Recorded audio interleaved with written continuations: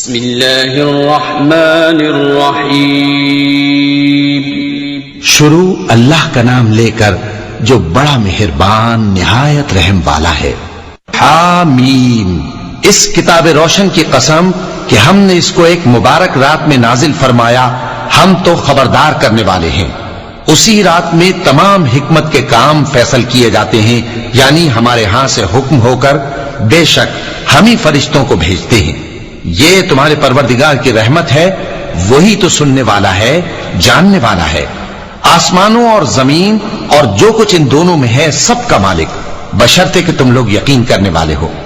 اس کے سوا کوئی معبود نہیں، وہی زندگی دیتا ہے اور وہی موت دیتا ہے، وہی تمہارا اور تمہارے پہلے باپ دادوں کا پروردگار ہے۔ لیکن یہ لوگ شک میں پڑے کھیل رہے ہیں، تو اس دن کا انتظار کرو کہ آسمان سے صاف دھواں نکلے گا جو لوگوں پر چھا جائے گا، یہ درد دینے والا عذاب ہے۔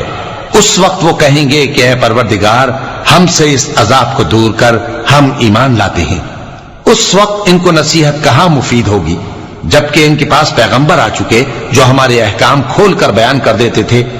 پھر انہوں نے ان سے منہ پھیر لیا اور کہنے لگے، یہ تو سکھایا پڑھایا ہوا ہے، دیوانہ ہے، ہم تو تھوڑے دنوں عذاب ٹال دیتے ہیں مگر تم پھر کفر کرنے لگتے ہو۔ جس دن ہم بڑی سخت گرفت کریں گے تو بے شک انتقام لے کر چھوڑیں گے۔ اور ان سے پہلے ہم نے قوم فرعون کی آزمائش کی اور ان کے پاس ایک عالی قدر پیغمبر آئے جنہوں نے یہ کہا کہ اللہ کے بندوں یعنی بنی اسرائیل کو میرے حوالے کر دو، میں تمہارا امانت دار پیغمبر ہوں، اور اللہ کے سامنے سرکشی نہ کرو، میں تمہارے پاس کھلی دلیل لے کر آیا ہوں، اور اس بات سے کہ تم مجھے سنسار کرو، میں اپنے اور تمہارے پروردگار کی پناہ لے چکا ہوں، اور اگر مجھ پر ایمان نہیں لاتے تو مجھ سے الگ ہو جاؤ۔ تب موسیٰ نے اپنے پروردگار سے دعا کی کہ یہ نافرمان لوگ ہیں۔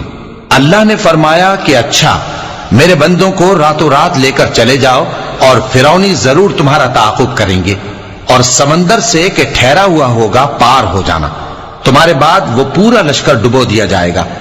وہ لوگ بہت سے باغ اور چشمے چھوڑ گئے اور کھیتیاں اور نفیس مکان اور آرام کی چیزیں جن میں وہ عیش کیا کرتے تھے۔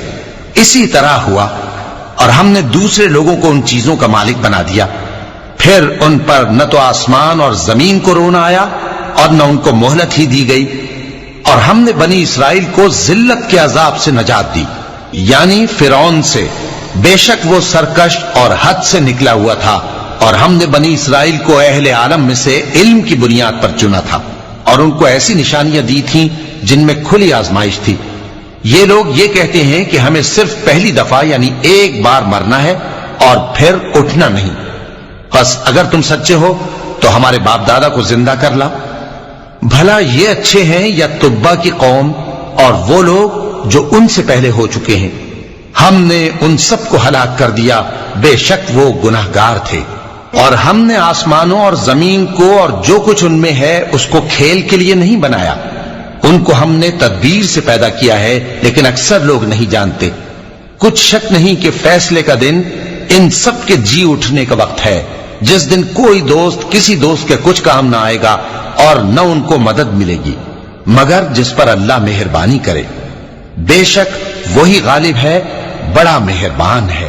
بلا شبہ تھوہر کا درخت گناہگاروں کا کھانا ہوگا، جیسے پگھلا ہوا تانبا۔ وہ تھوہر پیٹوں میں اس طرح کھولے گا جس طرح گرم پانی کھولتا ہے۔ حکم دیا جائے گا کہ اس کو پکڑ لو اور کھینچتے ہوئے دوزخ کے بیچوں بیچ لے جاؤ، پھر اس کے سر پر کھولتا ہوا پانی انڈیل دو کہ عذاب پر عذاب ہو۔ اب مزہ چکھ، تو بڑی عزت والا اور سردار تھا۔ یہ وہی دوزخ ہے جس میں تم لوگ شک کیا کرتے تھے۔ بے شک پرہیزگار لوگ چین کے مقام میں ہوں گے، یعنی باغوں اور چشموں میں باریک اور دبیز ریشم کا لباس پہن کر ایک دوسرے کے سامنے بیٹھے ہوں گے۔ وہاں اس طرح کا حال ہوگا، اور ہم بڑی بڑی آنکھوں والی حوروں کو ان کی بیویاں بنا دیں گے۔ وہاں امن و اطمینان سے ہر قسم کے میوے منگائیں گے اور کھائیں گے، اور پہلی دفعہ کے مرنے کے علاوہ موت کا مزہ پھر نہیں چکھیں گے، اور اللہ ان کو دوزخ کے عذاب سے بچا لے گا۔ یہ تمہارے پروردگار کا فضل ہے، یہی تو بڑی کامیابی ہے۔ ہم نے اس قرآن کو تمہاری زبان میں آسان کر دیا ہے تاکہ یہ لوگ نصیحت حاصل کریں، پس تم بھی انتظار کرو، یہ بھی انتظار کر رہی ہیں۔